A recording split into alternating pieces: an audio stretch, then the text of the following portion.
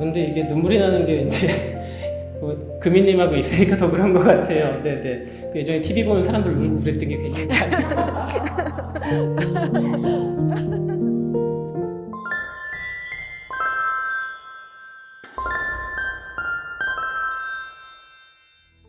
맑음이 여러분 안녕하세요. 이금입니다. 반갑습니다. 오늘은 제가 혼자 인사드리는 것이 아니라 옆에 귀한 초대 손님을 모시고 함께 인사를 드리게 되었습니다. 이분이 누구신지는 제가 본인이 직접 소개한 글을 좀 읽어드릴까 합니다. 나는 그렇게 단단한 사람이 아니다. 평범하고 나약하고 무엇보다도 연약한 사람이다. 단단한 사람이 타인을 잘 도울 수 있을 것이다. 그러나 연약의 시절을 거친 사람만이 누군가를 도울 수 있다. 모두에게는 연약의 경험이 필요하다. 세계의 중력을 이기지 못해 짓눌려 부유하는 그때 한 개인은 자신의 세계 넘어 조금 더 넓은 지평을 상상하게 된다. 그리고 그 세계와의 연결을 간절히 원한다. 그러한 과정이 평범한 누구에게나 온다. 67쪽에 쓰신 이 구절이 저는 참 좋았어요. 연약의 시절을 우리 모두 거쳤거나 지금 그 시절을 지나고 있잖아요. 당신이 잘 되면 좋겠습니다를 세상에 펴내신 김민섭 작가님을 초대했습니다. 네, 안녕하세요. 초대해 주셔서 감사하고 영광입니다. 영광은 전남에 있어요. 작가님 죄송해요. 저희 이제 구독자들이 맑음이님들이에요. 네, 맑음이님들에게 좀 인사해 주세요. 네, 맑음님들 만나 뵈어서 너무 반갑습니다. 감사합니다. 참한 여인님, 작가님 목소리도 너무 좋으세요. 너무 선한 얼굴이세요. 너무 감사합니다. 저는 이 얼굴을 보는 순간 책에 쓰셨던 그 구절이 생각났어요. 김민섭이라는 이름을 가진 사람들은 다 이렇게 생겼나? 네, 근데 제가 몇 명의 김민섭을 만나봤는데 그냥 서로를 알아봤어요. 당신이 김민섭이군요. 이렇게. 그리고 고소 소송 얘기를 좀 해도 되나요? 네. 책이 어차피 다 이런 얘기니까. 정말 그 작가님 얼굴하고 안 어울리잖아요. 고소라든가 소송이라든가. 몇 년 전에 운전을 하는데 교통사고가 났어요. 그러니까 갑자기 앞에 주차되어 있던 차에서 문이 벌컥 열려. 내가 앞으로 운전하고 있는데. 네, 근데 브레이크를 잡았지만 부딪히게 된 거죠. 근데 저도 이런 사고가 처음이니까 뒤에서 내가 추돌을 하면 100% 100대 0이라고 배웠거든요. 그래서 이건 내가 잘못한 거구나 하고 이제 차를 빼고 기다리는데 막 달려와서 차를 보고 엄청 울상이 되더니 저에게 삿대질도 하고 막 욕도 하시고 이제 곧 보험사에서 옵니다. 그때 보험사 직원이 한 말은 이건 개문사고라고 하는 것이고 8대 2 정도로 저는 많이 나와 이 정도 나올 거다. 어떻게 하고 싶으세요? 라고 해서 저는 저분이 저에게 했던 어떤 모욕의 값을 치르면 좋겠어요. 어떻게 하면 좋을까 여쭤봤더니 보험사 직원다운 말씀을 하시더라고요. 렌트를 하십시오.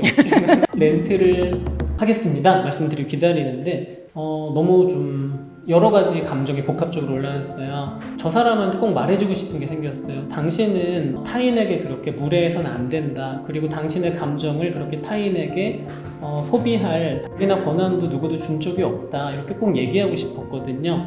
그런데 제가 그걸 얘기한다라고 해서 그 사람이 이거 잘못했습니다 라고 할 것 같진 않더라고요. 그러다가 태어나서 처음으로 고소라는 단어를 떠올렸어요. 모욕죄로 고소를 해야겠다고 마음먹었고 이제 경찰서를 찾아갑니다. 이제 두 가지가 기억이 나는데 되게 힘든 일이었어요. 진술서를 받으러 돌아다니는 일도 무척 힘들었고 무엇보다도 힘들었던 건 뭐냐면 내가 옳은 일을 하고 있어라고 믿게 되는 거예요.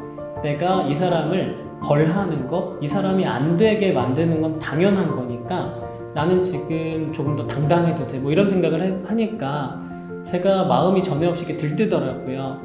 나중에 이제 그때 그 마음을 보는 게 조금 힘들었어요.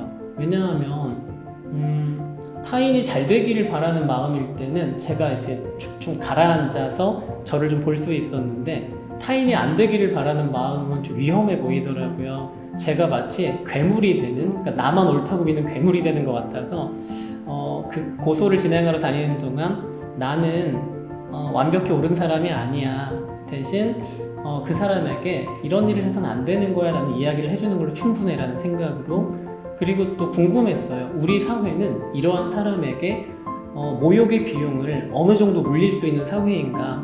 또 예를 들어 벌금이 이 정도야 라고 이야기한다면 또 우리 사회가 매긴 모욕의 비용이 또 그만큼인 거잖아요. 하나의 실험이라고 생각했어요. 그리고 이제 한 2달 정도가 지났고 저에게 메시지가 오더라고요. 이 사람이 뭐 벌금 처벌 70만 원이었던 것 같아요. 그 정도의 처벌을 받게 됐다. 글쎄 이게 어느 정도인지 모르겠어요. 모욕의 비용으로 적당한지 아니 적당하지 않은지 하지만 잘 알 수는 없었지만 그걸 보는 순간 그냥 조용히 웃음이 나서 그냥 웃었던. 나지영님 고소 이야기에서 아버님 이야기가 가장 인상적이었던 것 같아요. 지금 제가 아버님 이야기를 여쭤보려고 했어요. 아버님, 그러니까 그 고소 이야기 부분에서 아버님 이야기가 아버님이 참 좋은 분이시구나 그런 생각이 들었어요. 가까운 데서 한번 아버지 차를 탔을 때 사고가 난 적이 있어요. 그때 제가 뒷좌석에 타고 있었는데 고등학교 시절에? 네, 고등학교 시절에 배달 트럭이었던 것 같아요. 제 아버지가 저보다 약간 나이가 많던 젊은 날이라고 해도 되겠죠. 아버지의 젊은 날에 이제 어떤 배달 트럭이 저희 차 옆을 들이받아서 차 문이 이렇게 찌그러졌어요. 뭐 제가 봐도 작은 사고는 아니었는데 다친 사람은 없었고요. 네, 아무도 다치지 않았고 다행히. 아버지가 먼저 물어보시기 민서봐 괜찮니? 네 아빠 괜찮아요. 그럼 됐다. 이제 이러고 내렸는데 아버지는 별로 이제 마음에 동요가 없어 보였는데 거기서 배달 트럭에서 내린 사람이 젊은 청년이었어요. 아마 한 30대 초반쯤 됐을 법한. 근데 그 사람은 대단히 안절부절 못하는 거예요. 누가 봐도 아 저쪽에 과실이 크구나라는 걸 알 수 있었어요.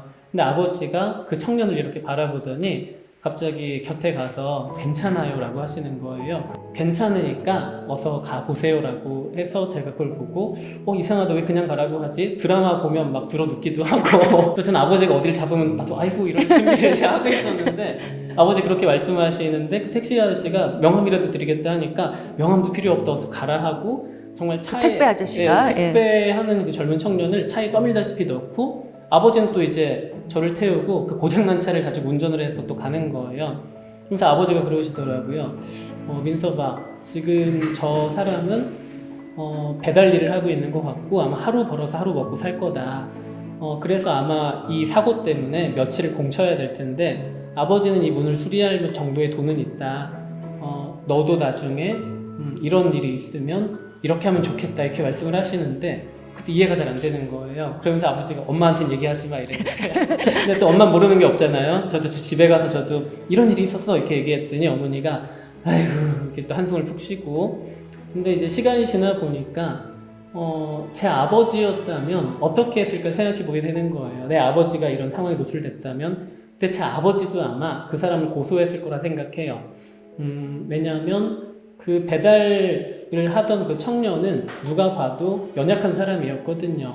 연약한 시기를 지나고 있는 사람이고 그런데 그 저에게 무례했던 그 사람은 연약한 사람들을 저와 닮은 사람들을 오히려 그들에게 무례하게 함으로써 저와 그들이 연결되지 못하게 하는 저희와 결이 다른 사람이잖아요. 아마 아버지도 그 사람을 용서하진 않았을 거야라는 생각이 들어서 그때 오히려 고소를 또 하게 됐던 것 같고 아이고 여기 망원동에 성미산이라는 데가 있어요. 네, 전 성미산은 저희 놀이터였거든요. 그런데 잠자리를 잡으러 아버지랑 많이 갔거든요. 근데 잠자리를 잡으면 제 친구들 중에는 막 날개를 뜯고 막 그런 친구들도 있었는데 저는 이제 그랬던 적은 없고 대신 잠자리를 키우겠다고 집으로 가져온 거예요. 잠자리통에 넣어서. 근데 아버지가 이제 시간이 지나면 민서가 잠자리를 놔줘야 한다. 민서가 잠자리도 엄마 아빠가 있다. 엄마 아빠가 저기 성미산에서 잠자리를 기다리고 있을 거다. 그러니까 그 잠자리를 놔주면 좋겠다. 근데 그 말을 들은 순간부터 연습을 하게 됐던 것 같아요. 나랑 닮은 사람을 찾는 일이 그냥 단순히 어떤 사람이 아니라 많은 존재와도 이어질 수 있는 일이구나. 이제 그런 생각을 하게 됐던 것 같아요. 근데 이게 눈물이 나는 게 이제 금이님하고 있으니까 더 그런 것 같아요. 네네. 그 예전에 TV 보면 사람들 울고 그랬던 게 괜히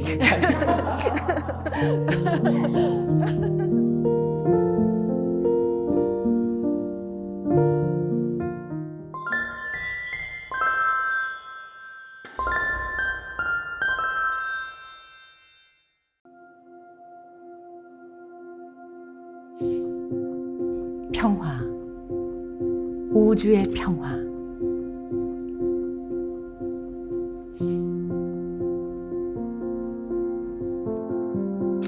지구의 평화.